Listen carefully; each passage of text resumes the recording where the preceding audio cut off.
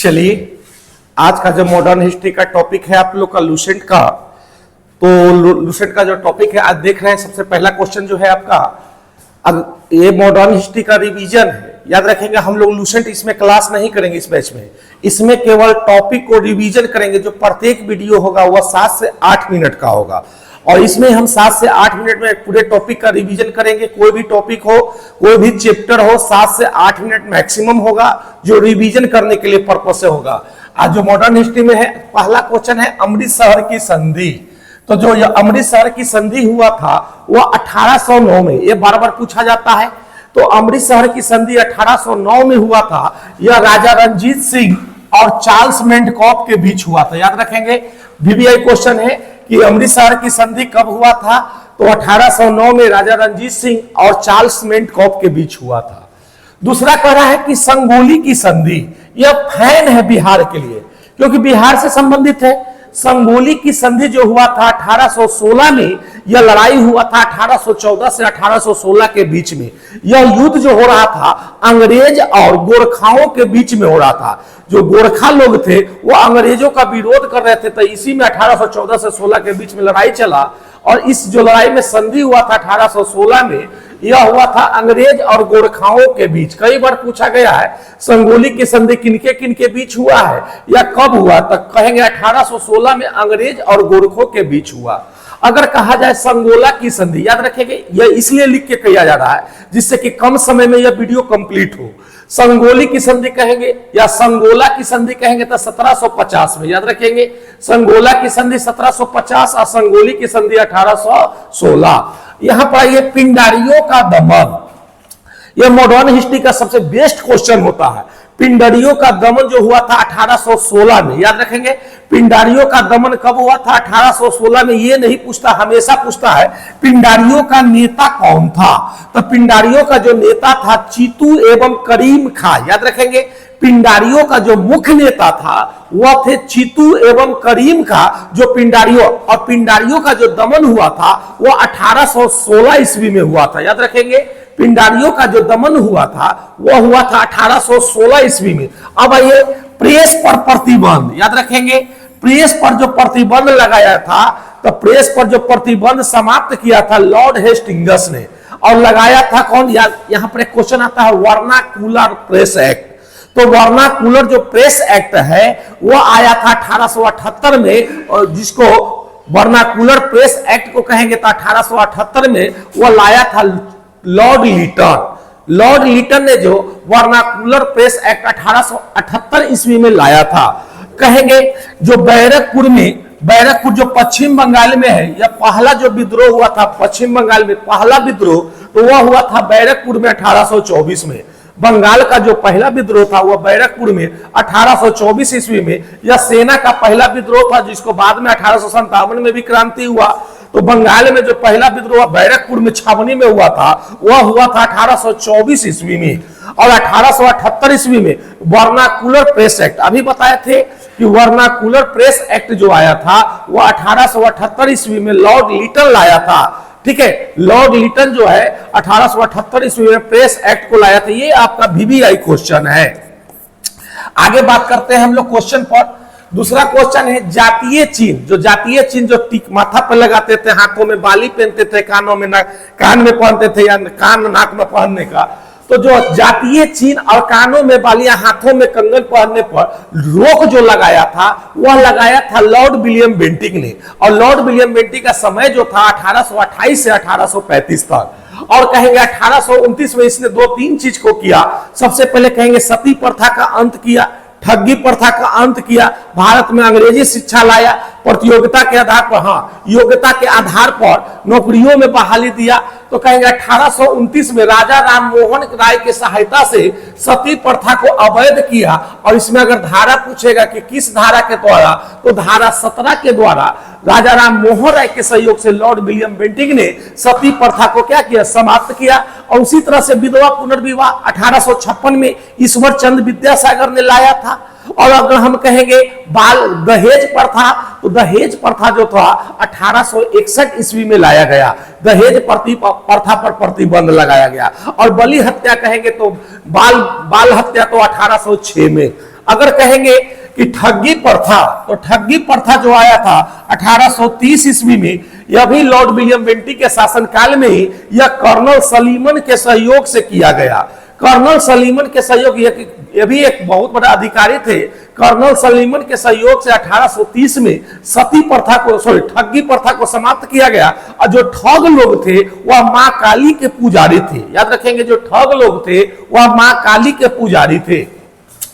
बात करते हैं भारत में अंग्रेजी शिक्षा, तो भारत में जो अंग्रेजी शिक्षा लाया गया था वह लॉर्ड मैकाले के अनुशंसा पर लाया गया था। लॉर्ड मैकाले के अनुशंसा पर लॉर्ड विलियम बेंटिक के शासनकाल में लाया गया कि भारतीय लोगों को भी अब अंग्रेजी शिक्षा देना जरूरी है, क्योंकि जो अंग्रेज लोग थे वह भारतीय लोगों की भाषा को सब लोग नहीं समझते थे। इसीलिए कुछ भारतीयों को वह शिक्षित करना चाहते थे, जिससे कि वह भारत में शासन व्यवस्था को और बढ़िया ढंग से कर सके।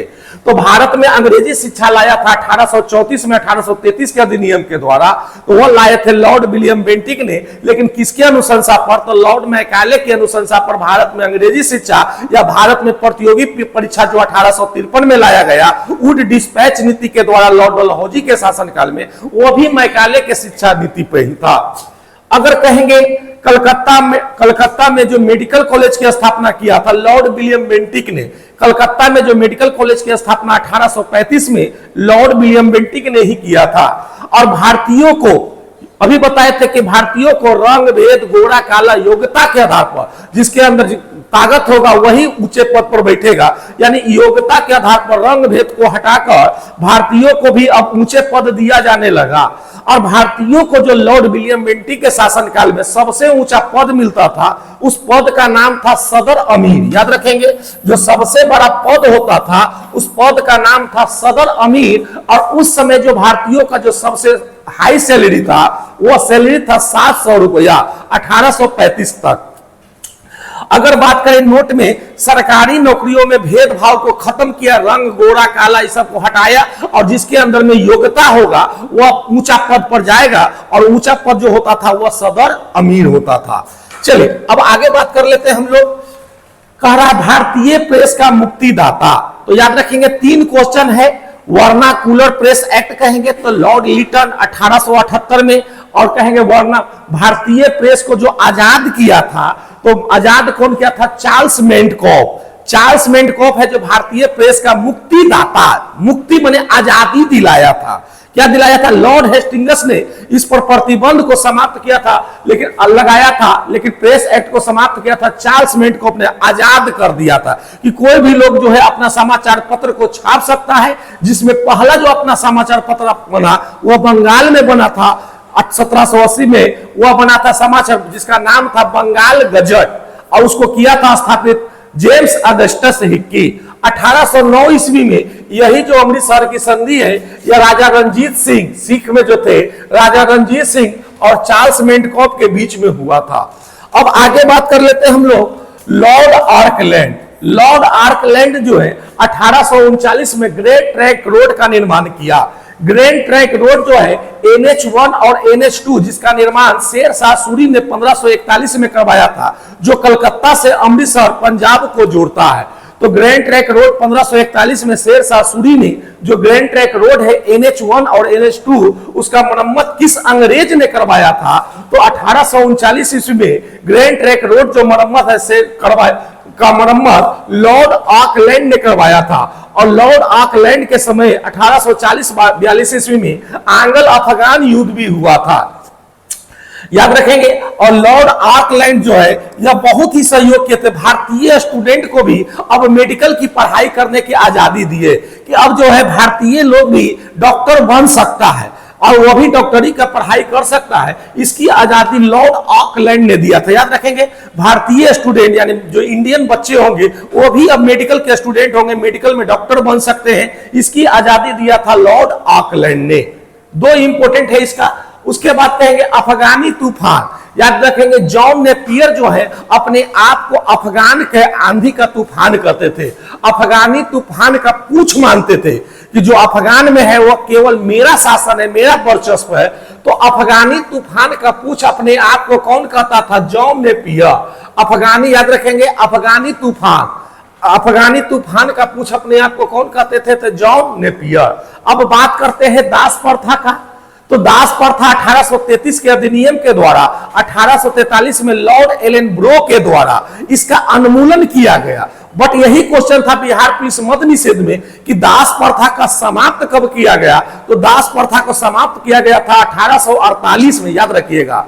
अगर उन्मूलन कहेगा तो 1843 में, और किस अधिनियम के द्वारा कहेगा तो अधिनियम 1833 के द्वारा।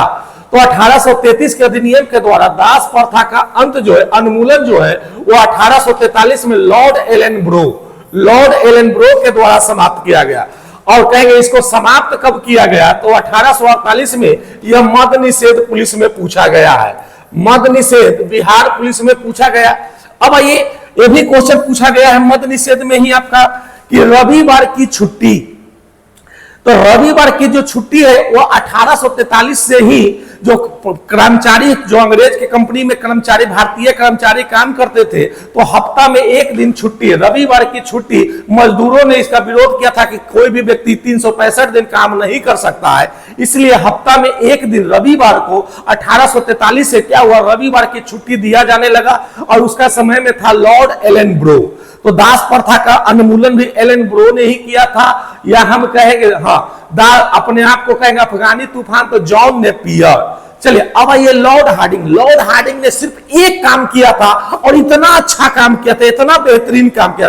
पहले क्या थे, जो छतरी लोग थे वो दो छतरी लोग आपस में लड़ते थे, और वही जो बलि जो दिया जाता था, तो जो उसमें से हारते थे उन्हीं का बलि दिया जाता था। तो नर माने हो गया पुरुषों का जो बलि हत्या होता है, मनुष्यों का जो हत्या है, तो मनुष्यों का नर बलि हत्या पर प्रतिबंध जो लगाए थे लॉर्ड हार्डिंग ने, कि जो मनुष्य है वह जीने के लिए है, अपने में लड़ के मरने के लिए नहीं। तो नर बलि हत्या पर प्रतिबंध लगाए थे लॉर्ड हार्डिंग। चलिए अब सबसे जो इंपोर्टेंट है टॉपिक, जिसका नाम है लॉर्ड डलहौजी। लॉर्ड डलहौजी का कहेंगे इनका समय था 1848 से 1856 में। इन्होंने रेल, डाक और तार की व्यवस्था किया। रेलगाड़ी की व्यवस्था 16 अप्रैल 1853 को यह मुंबई से थाने ब्लैक ब्यूटी, जो 34 किलोमीटर, कितना किलोमीटर, 34 किलोमीटर तक के बंबई से थाने अपने गर्लफ्रेंड का नाम पर, उनका भी एक गर्लफ्रेंड था जिनका नाम था ब्लैक ब्यूटी, तो अपने गर्लफ्रेंड के नाम पर याद रखेंगे लॉर्ड डलहौजी। इनके समय में जो हुआ आंग्ल सिख युद्ध, तो आंग्ल सिख युद्ध जो पहला हुआ था 1945-46 में, और दूसरा जो कहेंगे 1848-49 में, और दूसरा जो आंग्ल सिख युद्ध हुआ था यह बहुत ही महत्वपूर्ण है। इसमें पंजाब को पूरी तरह से समाप्त कर दिया, हरा दिया था। जो दूसरा आंग्ल सिख हुआ 1848 से 49 में, इसमें 3 युद्ध लड़ा गया। पहले राम के नाम पर लड़ा गया, फिर चिलियावाड़ा के नाम पर। तो सबसे ज्यादा इंपोर्टेंट है चिलियावाड़ा का युद्ध। तो कह रहा है कि जो पहला हुआ था रामनगर का युद्ध, वह 16 नवंबर 1848 को हुआ था अंग्रेज और सिख के बीच में। और दूसरा जो सबसे ज्यादा वीवीआई क्वेश्चन है, चिलियावाड़ा का युद्ध। तो चिलियावाड़ा का युद्ध हुआ था 13 जनवरी 1849 को। 13 जनवरी 1849 को चिलियावाड़ा का युद्ध हुआ। और तीसरा जो हुआ था गुजरात का। तो याद रखेंगे रामनगर में चिड़ै उड़कर कहां चला गया, गुजरात। रामनगर के चिड़ै उड़कर कहां चला गया, गुजरात। और जो दूसरा है चिलियावाड़ा का लड़ाई, इस ये तीनों युद्ध में सिख लोग जो है पूरी तरह से हार गए, और यहां पर अंग्रेजों का पंजाब वगैरह में पूरी तरह से अंग्रेजों का शासन व्यवस्था शुरू हो गया। चलिए अब आइए लॉर्ड डलहौजी के द्वारा अपनाई गई नीति। तो लॉर्ड डलहौजी ने जो नीति अपनाया था राज्य हड़प नीति। तो राज्य हड़प नीति, या इसी को कहते हैं व्यापकगत सिद्धांत। एक सिद्धांत दिया था जिसको अंग्रेजी में कहते हैं डॉक्ट्रिन ऑफ लेफ्ट। यह सिद्धांत दिए थे लॉर्ड डलहौजी ने। तो लॉर्ड डलहौजी ने यह सिद्धांत के अनुसार, जो डलहौजी पर्वतमाला है वो आपका हिमाचल प्रदेश में, याद रखेंगे डलहौजी पर्वतमाला जो हिमाचल प्रदेश में, और इसकी जो नीति अपनाया गया उसको हम कहते हैं राज्य हड़प नीति। अब दो को याद रखिएगा, एक है सिक्किम और दूसरा है अवध। ये दोनों इंपोर्टेंट है। सिक्किम को जो है 2 डॉक्टरों के साथ दुर्व्यवहार के आरोप लगाकर सिक्किम को 1950 में अपने अंदर जो अधिकार में मिला लिया था लॉर्ड डलहौजी। तो सिक्किम को याद रखेंगे दो गो डॉक्टर के साथ दुर्व्यवहार के कारण उसको अपने में मिला लिया। और अवध जो है, अवध को कुशासन के आधार पर अंग्रेजी सरकार में मिला लिया गया। और उस समय जो अवध का राजा थे वाजिद अली शाह, याद रखेंगे उस समय जो अवध का नवाब था वाजिद अली शाह थे, उसको क्या हुआ, कुशासन का आरोप, ये शासन व्यवस्था बढ़िया से नहीं चला रहे हैं, इसके आधार पर इनको अपना लिया। अब ये जो शिकार हुआ था, इनका पहला शिकार हुआ, याद रखना है कि हड़प नीति का जो पहला शिकार हुआ सतारा, संबलपुर, तब याद रखेंगे बाघाट। ये जगह इंपोर्टेंट, पहला तो पूछेगा सबसे पहला शिकार कौन हुआ, तो सबसे पहला जो शिकार हुआ था सतारा, और सतारा कब हुआ, 1848 में। दूसरा कहेंगे कि कौन शिकार हुआ है, तो संबलपुर, और संबलपुर कहां पर है जी, उड़ीसा में, और यह 1849 में। 1849 में पहले याद रखेंगे स से सतारा, स से संबलपुर, स से सतारा, स से संबलपुर। अब यह भी पूछा गया बाघाट जो है यह लॉर्ड डलहौजी के द्वारा 1850 में अपनाया गया, यह कहां पर पड़ता है, हिमाचल प्रदेश में। और झांसी और नागपुर कहेंगे तो लास्ट में हुआ था, सबसे लास्ट में झांसी की रानी लक्ष्मीबाई जो साथ अंतिम तक लड़ते रहा, तो यह झांसी पर जो अधिकार किया था वह 1853 में, और नागपुर पर कहेंगे तो 1854 में। और अभी बताएं कि अवध और सिक्किम में डॉक्टर पे आरोप लगा के और अवध में कुशासन के आधार पर इसको अंग्रेजी क्षेत्र में मिला लिया। अब बात करते हैं जो लॉर्ड डलहौजी के बाद जो हुआ था 1856 में, अपनी जो तोप खाना था, क्योंकि बंगाल में बार बार बैरकपुर में तक कभी कहीं भी जो विरोध हो रहा था, इसके लिए इसने अपने तोपखाने को कलकत्ता से कहां स्थानांतरित कर दिया। ये कई बार पूछा हुआ क्वेश्चन है कि लॉर्ड कैनिंग ने अपनी जो तोपखाना है, तो सैनिकों का जो मुख्यालय है वह कलकत्ता से कहां स्थानांतरित कर दिया था, कलकत्ता से कहां ले गया, मेरठ में ले गया, और सेना का मुख्यालय अपना शिमला में स्थापित किया। सेना का मुख्यालय कहेंगे तो शिमला में, आप तोप कहां ले गया, कलकत्ता से मेरठ ले गया, यूपी में। अगर बात करें वुड डिस्पैच, यह भी जो है लॉर्ड मैकाले के आधार पर, मैकाले की अनुशंसा पर वुड डिस्पैच जो भारतीय शिक्षा का मेगना कार्टा कहा जाता है, जो लॉर्ड डलहौजी ने भारत में अंग्रेज यूपीएससी की परीक्षा कि अब जो ऊंचे पद पर कोई भी भर सकता है, इसका जो परीक्षा होता था वह लंदन में होता था, और यह 1 महीना का परीक्षा होता, जिसके कारण भारतीय लोग जा नहीं पाते थे। तो याद रखेंगे वुड डिस्पैच, जिसको शिक्षा संबंधी सुधार या भारत के शिक्षा का मेगना कार्टा कहा गया, यह मैकाले के अनुशंसा पर, लॉर्ड मैकाले के अनुशंसा पर लॉर्ड डलहौजी ने शुरू किया था। याद रखेंगे यह जो परीक्षा होता था 1 महीना का लंदन में होता था।